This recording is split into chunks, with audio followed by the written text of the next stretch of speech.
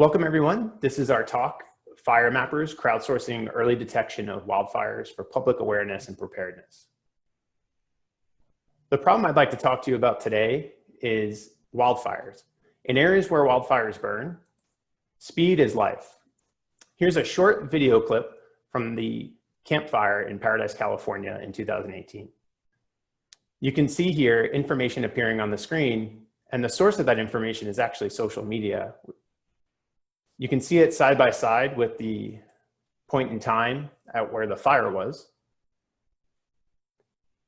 And you can see that critical information was being pushed out, not just from public safety agencies, but actually very early on from concerned citizens who were paying attention to the location, direction, and spread of the fire through observations. We'll talk a little bit more about this process, but we find it to be really important. In public safety in general, situational awareness inside of emergency operations centers or even in the incident command post has been greatly enhanced using the power of maps and geospatial tools. However, I think internal situational awareness means nothing without providing situational awareness to the public in their own living rooms. And that's the type of problem that we're looking to address here today. So what's the exact problem we're attacking? Well, wildfire early on, that phase is known as initial attack when a fire just starts. And it's a very dynamic period of time where information is coming from many different sources. It's very difficult for a member of the public to simply rely on one source of information for any given region. And so there's many different sources of information, and it's very hard to know something simple like, is there a fire near me? The audience for this problem is the public primarily, but all sorts of public safety stakeholders, including those working in an emergency operations center who may not have a direct connection to firefighters in the field, and even utility providers and others that are affected by fires or may be able to help support the response. The vision we have is that someday when a fire starts anywhere in the wildland-urban interface, within 5 minutes, the approximate location of that start is mapped and available for the public, first responders, and emergency managers. Within 10 minutes, a fire growth model would be produced and available for all the people that need to make decisions, including the public. Something that explains, yes, there's a fire and you may not be safe where you are.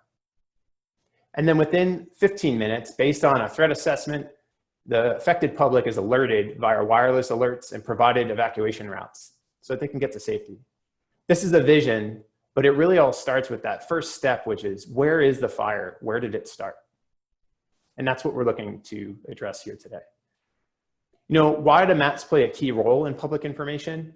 If a large majority of the people listening to this video are GIS specialists, surely you'll agree, but I think the general public is always asking for maps.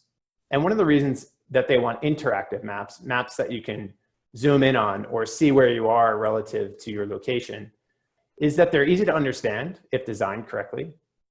They can be updated regularly versus sending a screenshot of a location.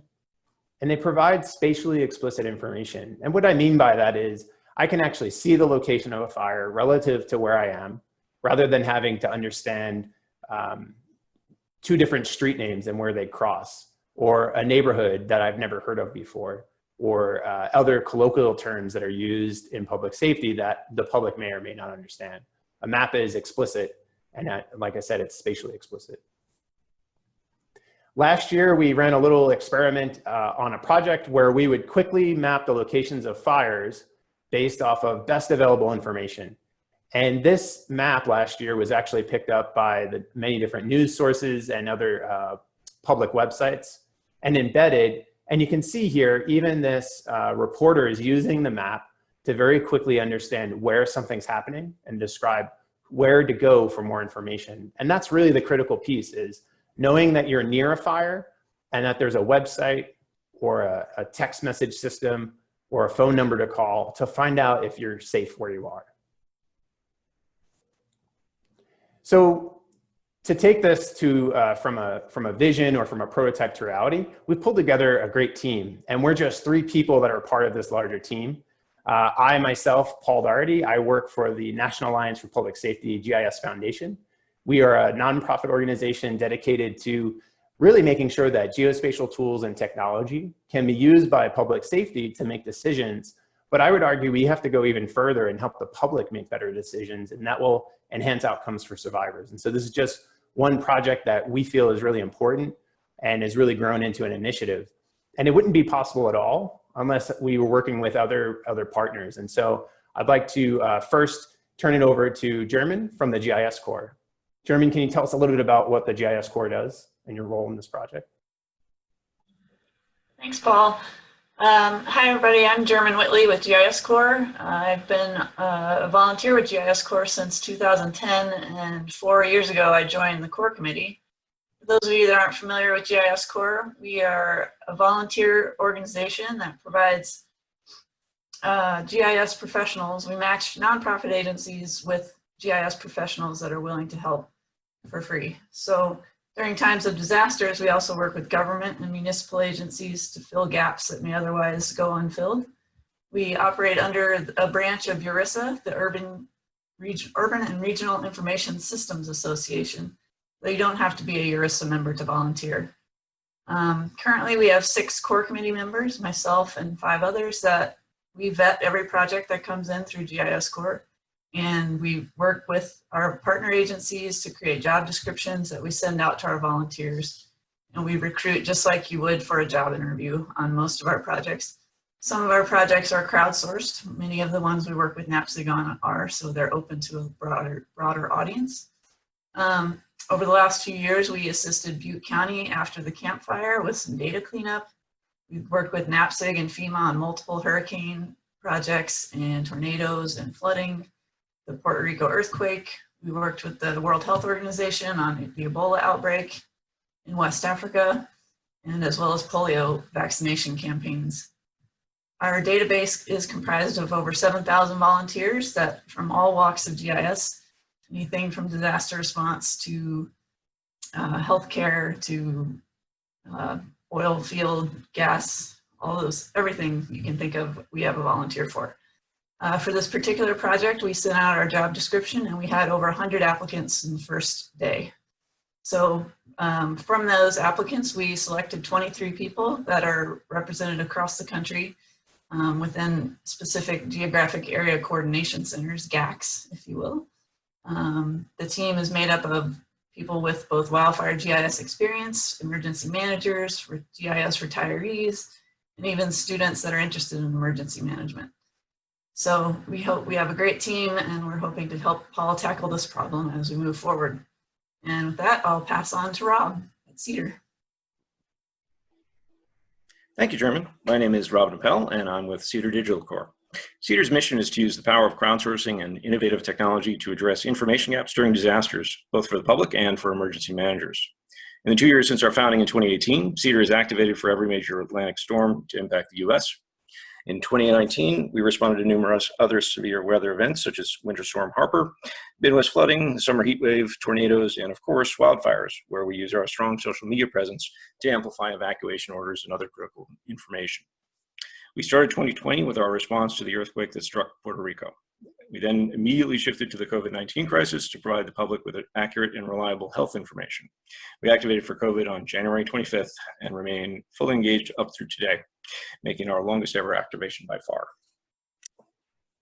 Cedar works to partner with agencies at all levels and jurisdictions. We were one of the first groups to join FEMA's Crowdsourcing Coordination Initiative, have participated in the past 2 years' national level exercises, and continue to work closely with FEMA as well as our good friends and colleagues at groups like GIS Corps and NAPSG. So for the FireMappers project, Cedar is focused on the beginning and the end of the process. In the beginning, finding the very first sign of a new fire start, and then once the fire has been fully validated and mapped, at the end, using our social media channels to broadcast the map fire for public awareness. So to explain how Cedar approaches information gathering, I'd like to talk for a moment about chess. Garry Kasparov had the dubious honor of being the first chess grandmaster to be defeated by a computer. Ever since, he's been very interested in artificial intelligence, and most particularly the synergy that can be achieved when technology is combined with human intelligence and creativity. In what's called freestyle chess, teams of human competitors play with their choice of chess software to assist them.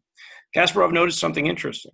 Often, the most successful teams weren't the most skilled grandmasters paired with the most powerful chess engines, but rather amateur humans who developed better processes for how they use their computer partners.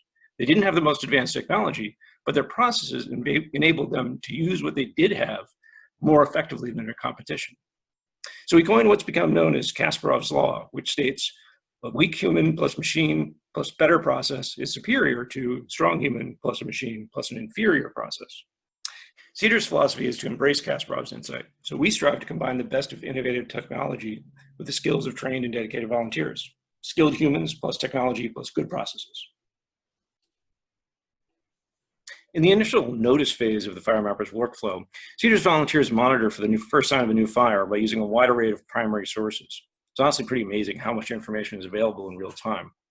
Services like Flight Radar 24 enable tracking of firefighting aircraft. Broadcastify allows anyone anywhere to listen to scanner radio traffic. And in some states like my own California, there are extensive webcam networks specifically designed to help early identification of wildfires. And of course, updates on social media and through other means from responding agencies themselves, as well as unofficial reports from members of the general public. Cedar's volunteers gather information in 3 basic ways. First, by directly checking social media and other sources themselves. Second, by reviewing Cedar's automated search routines, which filter sources to highlight potentially relevant information. And finally, we monitor the numerous hobbyist scanner people, folks whose passion and hobby is listening to radio traffic and reporting the most critical information online. Some are former firefighters themselves, and Cedar invests in building relationships with the best of them to draw attention to their work and at the same time use it as an input to the FireMappers project. Once an initial report of a new start is found and validated through Cedar's QA process, it's submitted to FireMappers Survey 123 form. And with that, I'll pass back to Paul to explain what happens next. All right, well, thanks a lot, Rob. That helps explain that notification step, how we're pulling all these different sources of information together to just understand that a fire is happening. This next step is all about the location. And from all that information, we have to find out where is it that this fire has occurred. And the GIS Corps team really excels in understanding maps and using maps in their day-to-day work. And so they're really well suited to volunteer for this role of not only reporting a fire, but putting it on a map. So there's 2 basic steps. They find the reported location and they fill out the Survey 123 form, which is just a web app that allows us to record information and location. And we use different sources. This might be the same source we use to be notified that there is a fire, but in many cases we use secondary sources to validate the location of the fire. And so just a couple that we use are Flight Radar 24, which is a way to track planes and helicopters. And if you see them circling near where you think the fire is, it's often right over the fire itself. We use in California and parts of Nevada, there's an extensive network of cameras that can detect fires and be pointed to them. And other things like Pulse Point, these are apps that you can download onto your phone, but they all work off of separate dispatch agencies. And what we're really excited about is Irwin. It's a new feed from across the country that some of the computer-aided dispatch centers contribute to. When a fire is plotted, it goes into this Department of Interior system called Irwin. And so we've got lots of sources of information, and we take that and we very quickly put a location on the map for the fire. Once we use that Survey 123 form, it actually triggers a webhook. So when we fill out Survey 123, we are using an integrator. Right now we're using Zapier, and it sends a notification to our Slack team and also our NAPSIG Microsoft team, so that we just know that someone had plotted that fire and we can see a breakdown of this information. And this is something that I think agencies themselves should start to implement. It's a really great way to connect your maps to your messaging systems. Once it's mapped, before it shows up on a public map or goes into the public feed, it has to be validated. And this can be done by checking against another source if there's no agency source available. We use a little web app builder app from ArcGIS, and we use something called the Smart Editor. And we like the Smart Editor because it kind of controls the workflow and also allows us to do some auto-populating of fields so that we can connect it to other data sets. Our volunteers, as Jeremy mentioned, are organized by GAC and by geographic area, or GAC. And so that allows us to form teams so that there's always someone watching during the most severe weather conditions. And so that's really important to us. During wildfire weather events, red flag events, we have enhanced preparedness to be running through this process. We also, while we're doing the validation, we're looking at, as GIS professionals and people who use maps, we're looking at, is it near populated areas or property or infrastructure? Also, is it missing information that we can use maps in order to fill? And then a really important part, and this is where Cedar Digital and lots of other social media experts can help us by sharing the map. And when we share the map, it's really important that we're just showing the location and we're pointing to whatever agency is putting out authoritative information. And to be honest, sometimes there's many minutes or even an hour or more before an agency provides that information. But as soon as they do, we add it to our map so that the end user, the public, can see who to follow for that particular event. So the map is really just the beginning. It's just a point. It just lets you know there's something nearby. And as soon as an agency provides their own evacuation map or any other information, we point people to that. And that's probably the really critical thing here. If you want to see some of the posts that we make, we often use the hashtag FireMappers, and you can go on Twitter and check that out. This whole process, when we talked about the vision earlier, it triggers just a wide variety of ideas and opportunities. And some of the things we're exploring is, could we enrich the data so that as soon as it's plotted, we use our maps to tell us, yep, that's in the wildland urban interface. It means it's near people and where they live. So this one needs to take higher priority. Is it near other critical infrastructure? Could it be used for fire growth models? I know both in the private sector and in academia, there's lots of talk about using fire growth models, but none of them will work if you don't have a good, solid fire origin and if you don't have it early enough to run this process. So with that, I'd really like to turn it back to you. Like, if you are interested in this, here's a couple of steps. This story map is obviously going to be available to you through this presentation. You can always just look for FireMappers on Twitter. But here is our wildfire early notification web app. This is just a web app that we share with the public, and it's fairly basic. It just basically shows all of our information and complementary information on a map. This is the public feature layer view that we allow agencies and organizations to pull into their own maps. So it's a layer that you can pull into your own, as long as you give credit where credit's due. And of course, note that this is crowdsourced data, and that while we do what we can to vet it, you have to be able to call it out for what it is. And then if you want to take a sneak peek at our process, we do make our little landing page available. It's the Wildfire Initial Attack Experience. And this is where all the apps come together, and you can access whatever's publicly available, but you need to be in our ArcGIS Online group in order to actually edit or vet any of the data. And with that, I'd really just like to say thank you. Thank you to the National Alliance for Public Safety GIS Foundation for your support and allowing us to work on this and helping us get the word out. The GIS Corps in particular for your attention to these real world problems and your ability to quickly use your mapping brains to put things on a map. Cedar Digital for pulling together all this disparate sources of information, especially from social media, and then helping to get the word out and connect with agencies that are providing good information. And then finally, there's a group of really dedicated volunteers on Twitter that listen to radio traffic and watch cameras all day, and they're very dedicated to their craft and always let us know what's going on as fast as possible. And so we wouldn't be able to do it without them as well, even though they're not officially part of the project. So with that, I'd love to take questions and hear you reach out to us. You can see our organization's websites there, and I'm sure you'll get my contact information through the ESRI UC system. And really look forward to connecting with you. And please do share our map. Again, hashtag FireMappers. And I hope to meet you all in person someday soon.